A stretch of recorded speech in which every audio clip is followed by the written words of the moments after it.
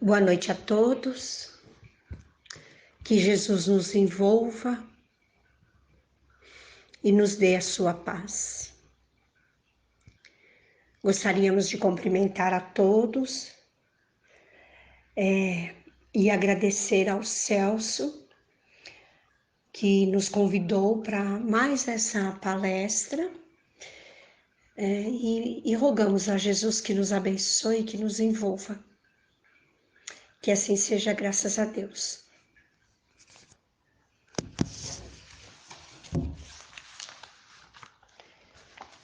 Nós estamos estudando, o livro Jesus no Lar, psicografado pelo nosso querido e saudoso Francisco Cândido Xavier, o nosso Chico. Mas a mensagem é do Ney Lúcio, espírito Ney Lúcio. O capítulo é o capítulo 8, o Príncipe Sensato. Nós temos que lembrar que esse livro, é bom a gente estar recordando isso. Esse livro foi a implantação do Evangelho no Lar.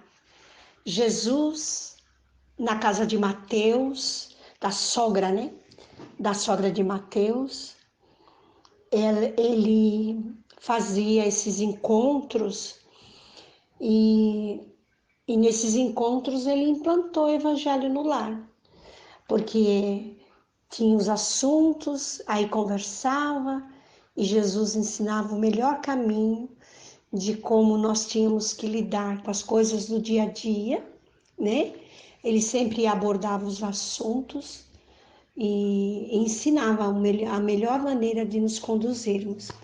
Então, Jesus no Lar é o título do livro. É muito interessante.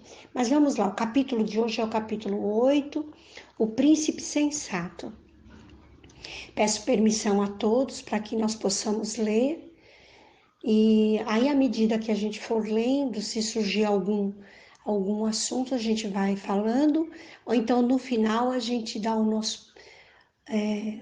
a gente conversa um pouquinho, tá bom? Comentava os apóstolos entre si. Qual a conduta mais aconselhável diante do Todo-Poderoso? Quando o mestre narrou com brandura: certo rei, senhor de imensos domínios, desejando engrandecer o espírito dos filhos para conferir-lhes herança condigna, conduziu-os a extenso vale verdoengo e rico de seu enorme império, e confiou a cada um determinada fazenda, que devia preservar e enriquecer pelo trabalho incessante. O pai desejava deles a coroa da compreensão, do amor e da sabedoria, somente conquistável através da educação e do serviço. E como devia utilizar material transitório, deu-lhes tempo marcado para as construções que lhes seriam indispensáveis, mais tarde, aos serviços de elevação. Assim procedia, porque o vale era sujeito a modificações e chegaria um momento em que a arrasadora tempestade visitaria a região, guardando-se em segurança apenas aqueles que houvessem erguido forte reduto. Assim que o soberano se retirou, os filhos jovens, seguidos pelas numerosas tribos que os acompanhavam, descansaram longamente, deslumbrados com a beleza das planícies banhadas de sol. Quando se levantaram para a tarefa, entraram em compridas conversações com respeito às leis de solidariedade, justiça e defesa, cada qual a exigir especiais diferenças dos outros.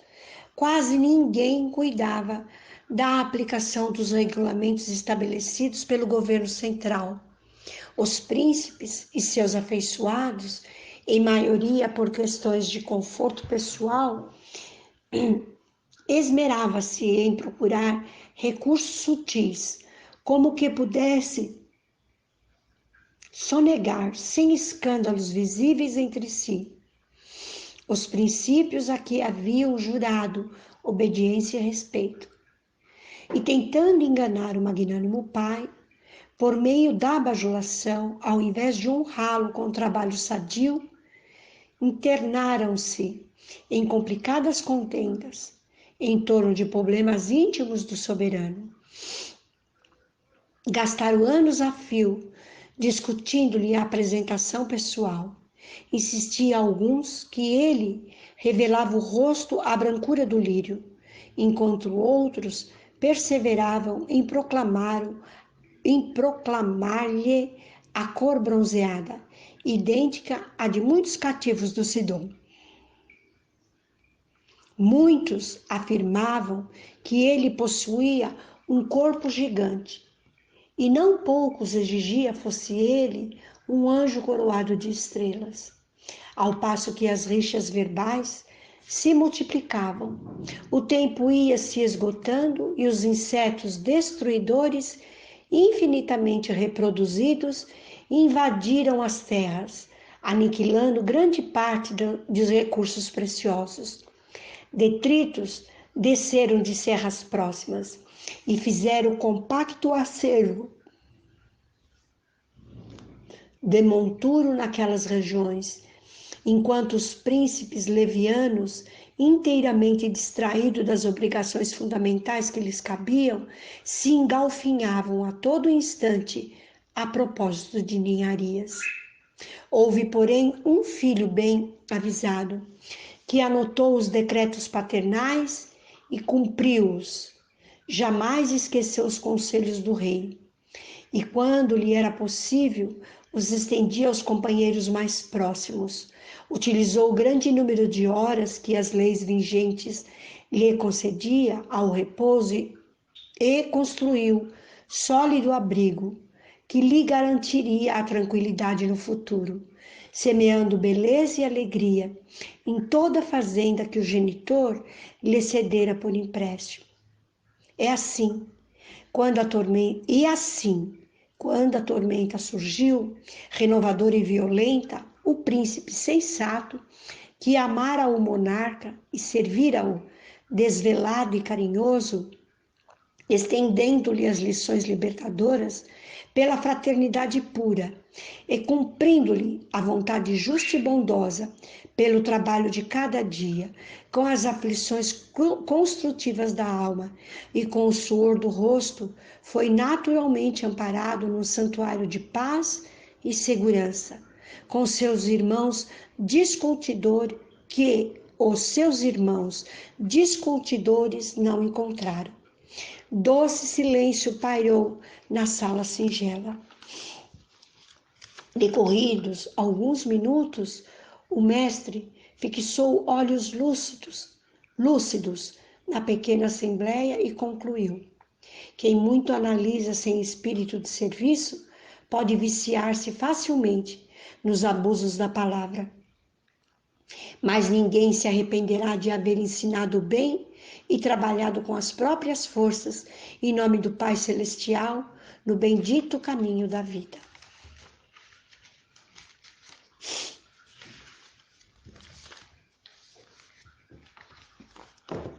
A lição é muito apropriada. Aqui ele fala do príncipe sensato.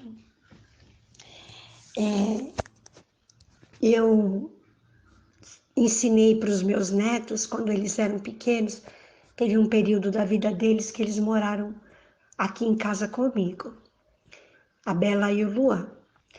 E eu ensinei para eles, vamos falar junto com a vovó.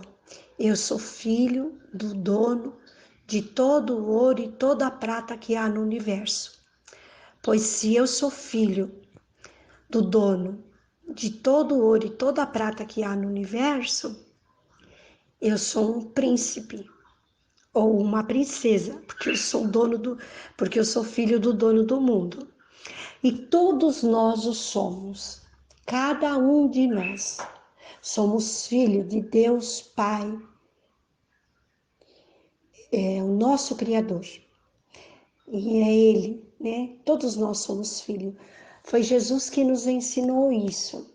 Porque Jesus, ele fala que ele é nosso irmão e ele é filho de Deus Pai, Deus que está no céu, nosso Pai. Então, todos nós somos príncipes ou princesas. E Deus dá para cada um de nós esta fazenda, que é para nós cuidarmos com o nosso trabalho.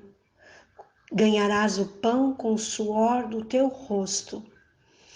E tem um outro movimento também que nós não podemos esquecer, que nós somos a semelhança de Deus, né? Não tem essa fala que nós somos a semelhança de Deus? Então aí, se nós olharmos o nosso corpo físico, nós temos braços enormes e compridos os nossos braços. Então, por que será, né, que Deus deu braços longos para nós, nesse corpo físico? Para que nós trabalhemos, para nós cuidarmos daquilo que Deus nos dá. A cada um de nós, Deus dá uma incumbência. Muitas vezes Deus vai dar uma família para nós e nós temos que cuidar, porque nós vamos um dia ter que prestar conta sobre isso. Alguns de nós, Deus vai dar uma casa, né? Porque todo mundo gostaria de ter casa, mas tudo é por permissão de Deus. E aí a gente vai ter que cuidar bem. Nós temos a primeira casa, que é o corpo físico, e temos essa segunda casa material, que nós temos que cuidar, fazer manutenção, né, da casa, não deixar ela se deteriorar com o tempo, cuidar direitinho, pagar as contas. Tudo isso é incumbência nossa aqui na Terra. Quando nós cumprimos com o nosso papel, porque muitos de nós ficam esperando grandes coisas, mas alguns de nós têm só pequenas tarefas. Não importa qual é a tarefa que você tenha. Se é você administrar uma grande indústria com um número imenso de funcionários, ou se é você cuidar da tua família, que compreende 4 ou 5 pessoas, ou se você nem isso não tem, que você só tem que cuidar de você mesmo, mas que você faça bem feito, né? Com bastante carinho, com bastante atenção.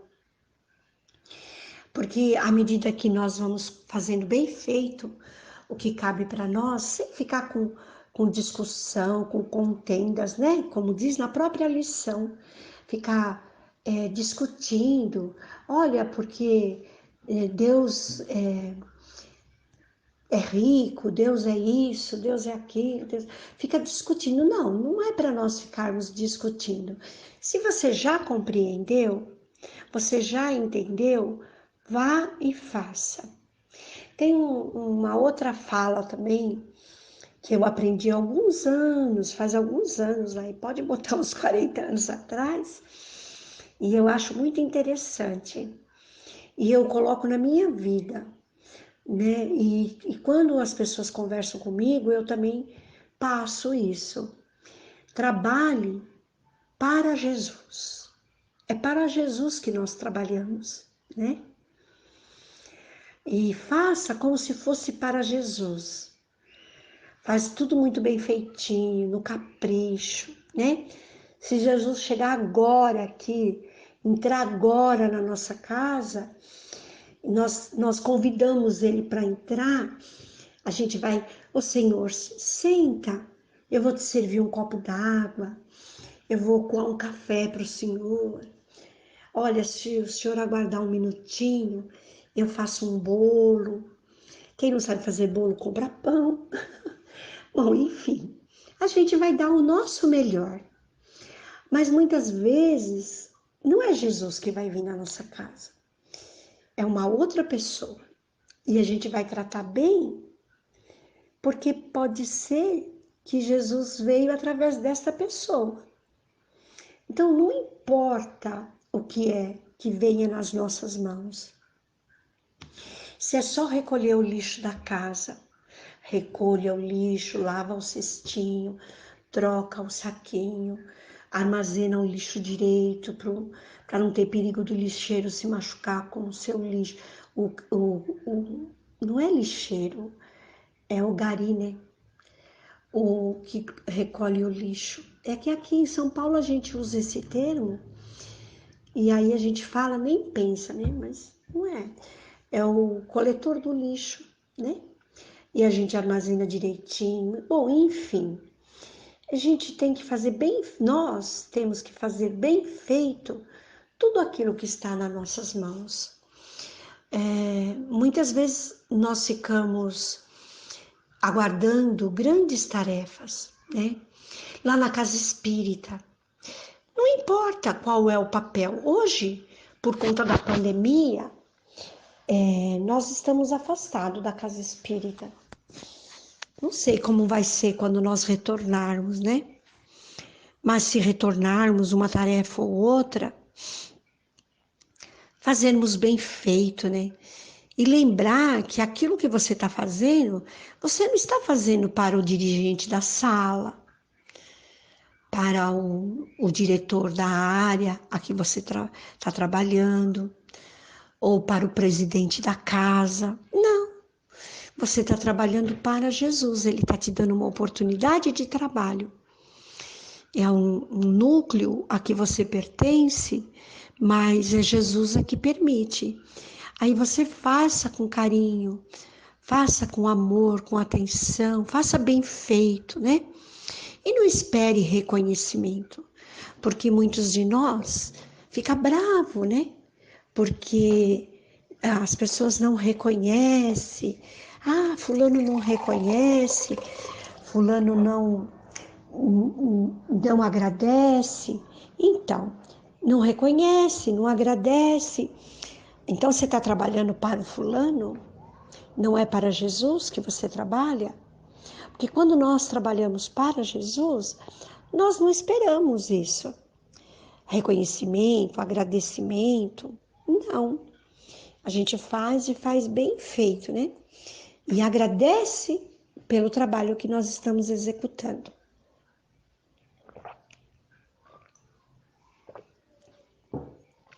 Me perdoe. Estava com a garganta muito seca, tive que beber um pouco d'água.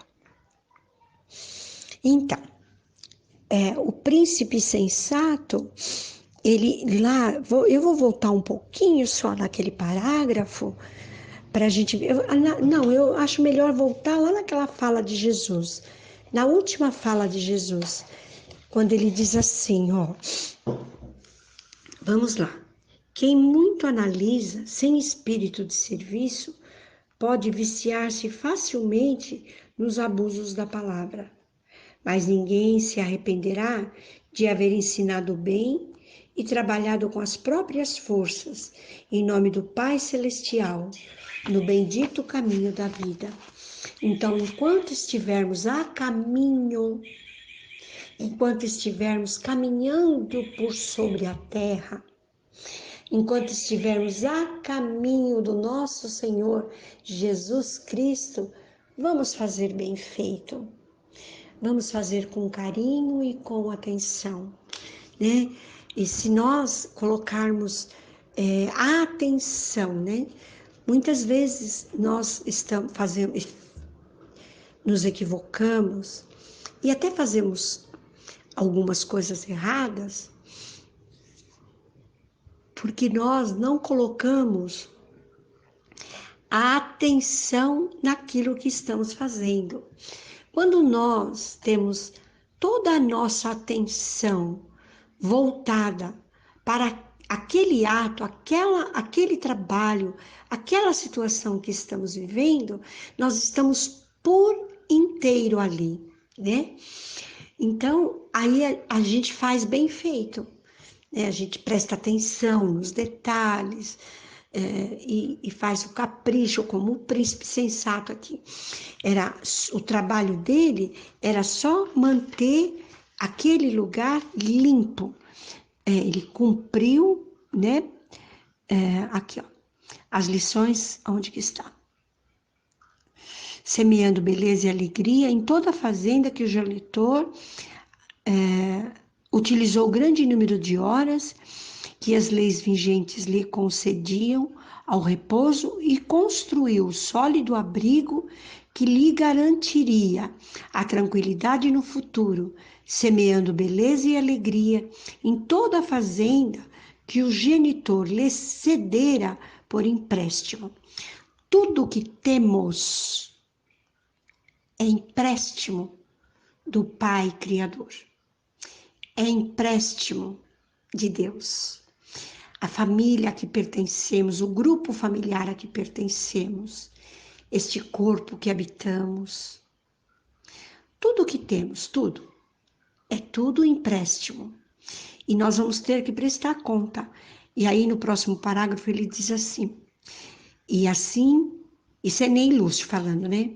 E assim, quando a tormenta surgiu, renovadora e violenta, o príncipe sensato, que amara o monarca e serviram, amar a Deus e serviu a Deus, desvelado e carinhoso, estendeu-lhe as lições libertadoras pela fraternidade pura e cumprindo-lhe a vontade justa e bondosa, pelo trabalho de cada dia, com as aflições construtivas da alma e com o suor do rosto, foi naturalmente amparado num santuário de paz e segurança, que seus irmãos discutidores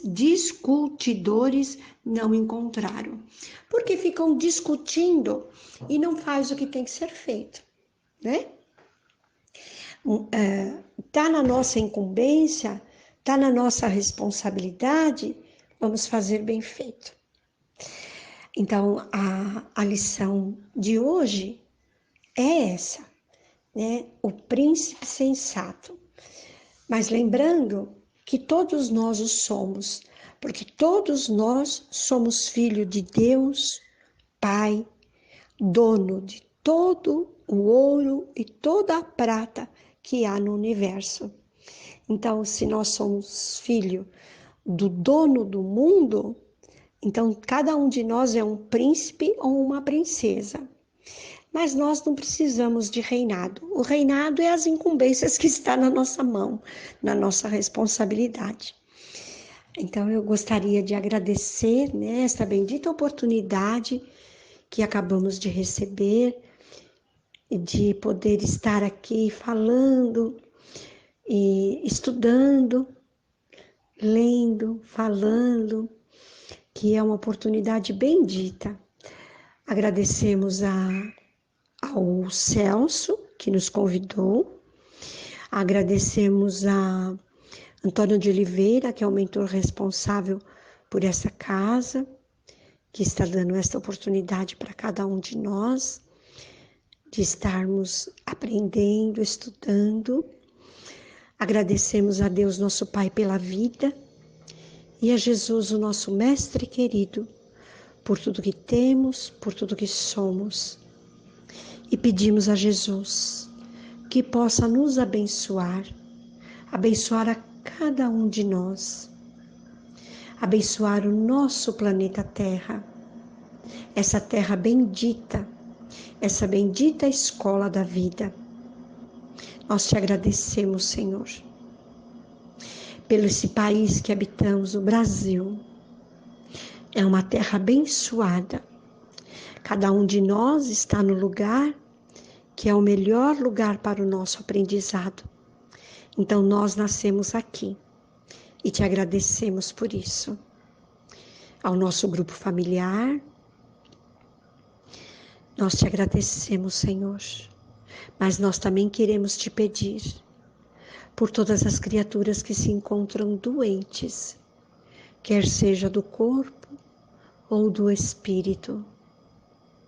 Vamos vibrar, vibrações de amor e carinho pelos espíritos que estão reencarnados com tarefas definidas, pelos trabalhadores do bem, por esta casa de oração que nos acolhe, que nos recebe, pelos trabalhadores desta casa encarnados e os desencarnados, que eles possam desenvolver sabedoria, discernimento.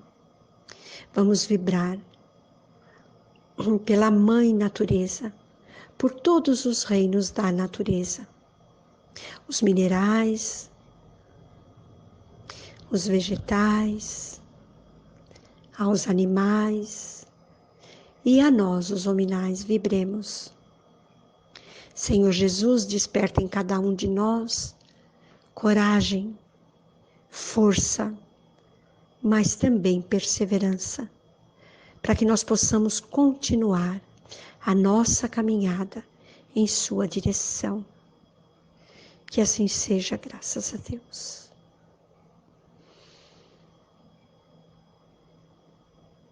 Boa noite a todos, que Jesus nos abençoe hoje e sempre.